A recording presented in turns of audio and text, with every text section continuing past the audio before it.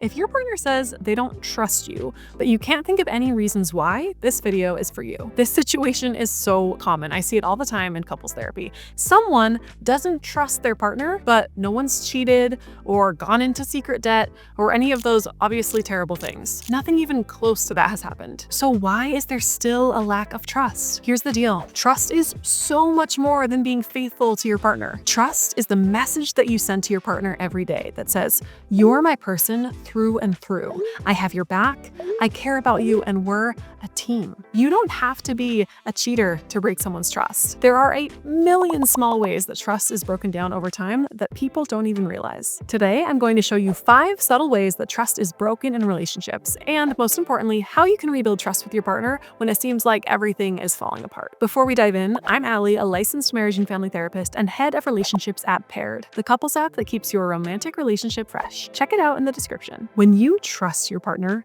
you feel in your gut that they have the best interests of the relationship at heart. You know that they'll accept you, follow through on their commitments to the relationship, and be honest even when it's hard. So let's redefine trust. It's not just about being faithful, it's about sending a consistent message that you will put relationship needs above selfish wants. Trust is safety, it's emotional security, and when it's broken, even in small ways, it can shake the foundation of the relationship. I'm going to show you some of the ways that people create micro breaks in trust. These are things that you might be doing unintentionally, but are having a big effect on your relationship. Let's dive in. 1. Repeatedly dismissing their feelings.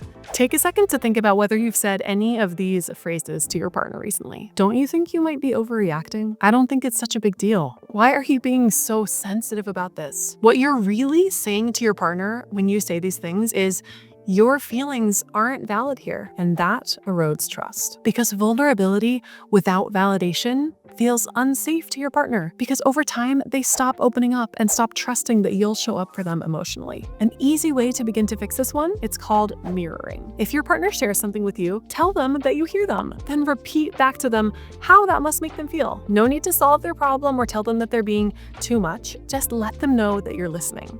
This can sound like, "I hear you, honey. That must be so frustrating." Step 2, big little lies. Did you say that you didn't spend 20 minutes on your phone in the bathroom when you actually did? Or maybe that you had 1 drink when you actually had 3? I like to call these micro lies. It's when you say things to your partner that you think are harmless, but these big little lies add up. And while you might justify them as nothing or a way to make things easier, what they really do is tell your partner that they can't rely on you to be fully honest. When you aren't honest about the little things in your relationship, it makes it that much harder for your partner to trust that you'll be honest about the big things. 3, following through on promises. This is related to micro lies, and it's huge. It's one of the most repeated complaints that I hear from people who are seeking relationship help. If you say that you'll do something and then you don't, it chips away at dependability. Over time, your partner starts to feel like they can't count on you. And often this leads to a cycle of nagging. You promise,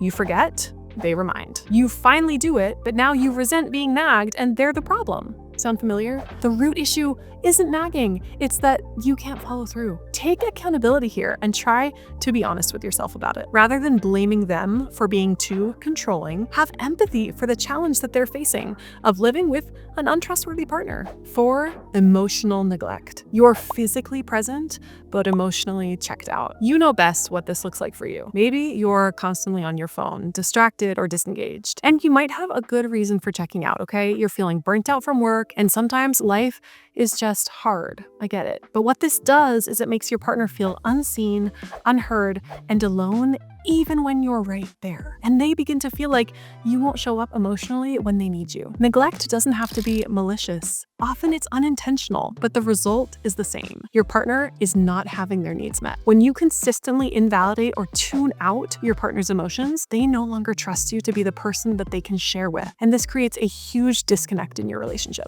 5, oversharing with others. You might think that it's harmless to tell your friends about what your partner said or something private that they did, but it can go a long way in breaking down trust. To you, it might seem like a little thing, but it can be a breach of intimacy for your partner. When you share personal information with people outside of the relationship without asking your partner for consent, you're sending the message that you would rather have social approval than protect the relationship. And this is a big contributor to lack of trust in relationships. So the next time you want to vent about something that your partner said to you, think about it for a second. What would your partner say if they knew that you'd shared it? Practical steps for rebuilding trust. So now you know why trust is broken down in your relationship, but how do you actually come back from this? It's possible, I promise. Here's the key: consistency. It's always consistency. You don't have to be perfect, but if your overall pattern is consistent, you're going to have a much easier relationship. When you show your partner that you can follow through in all areas of the relationship, they will trust you.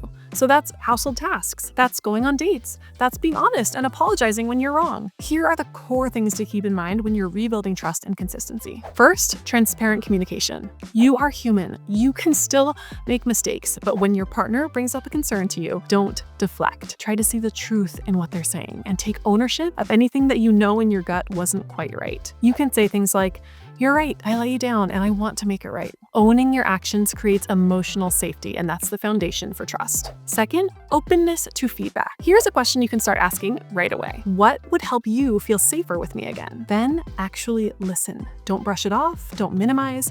Let them know that their safety really matters to you. Third, small acts of dependability. Forget the grand gestures. These can feel so fake and yucky when the little things aren't there. Instead, focus on being a good person in this small moments. It's so simple, but we can all forget it. Just say what you mean, do what you say, show up on time, follow through on small promises. It really does rebuild trust over time. Your partner stops bracing for disappointment and starts feeling safe again. Fourth, use paired to stay connected. It's a hack for building trust. Using the paired app sends a message to your partner. Hey, I care about our relationship and I'm following through and staying committed to something. The app is actually designed to rebuild trust through daily communication, guided prompts, and fun exercises. Using paired shows your partner, I'm committed, I'm invested, I'm showing up for us. The link is in the description. We covered a lot today, so let's recap the keys to rebuilding trust. 1, trust is more than being faithful. It's the feeling that you're a team. 2, micro breaks matter. Dismissing their feelings, telling little lies, being emotionally absent, breaking promises, all of this affects trust. 3, being consistent matters more than grand gestures. Communicate transparently. Again, progress, not perfection, but be open to feedback. You're growing and so are they. We all are. 4, small acts of dependability. Show them that you follow through. And finally, 5, use paired to show up daily. It's a small thing, but it makes a big difference. I'd love to hear from you if you've found ways to build trust in your relationship. What's one thing that you do in your relationship? Drop it in the comments and let's build a toolkit together. It's a thing for all of us. When life gets hectic, it's easy to let the romance slip. The paired app helps you check in with your partner, spark new conversations, and keep your relationship strong, no matter how busy you are. Download it today, link in description.